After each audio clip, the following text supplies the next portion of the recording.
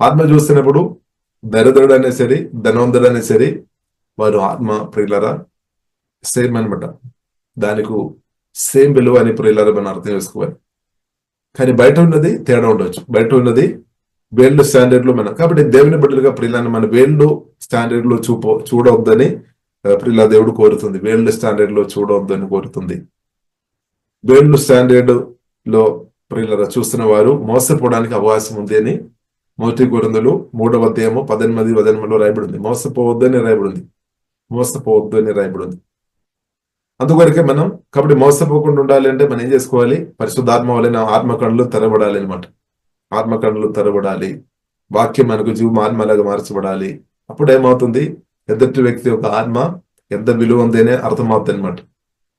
ఆయన బీదవాడుగా ఉండవచ్చు, ఆయన గుడిసెలో ఉండవచ్చేమో. ఒక వ్యక్తి ధనవంతుడు, ఒక వ్యక్తి గొప్ప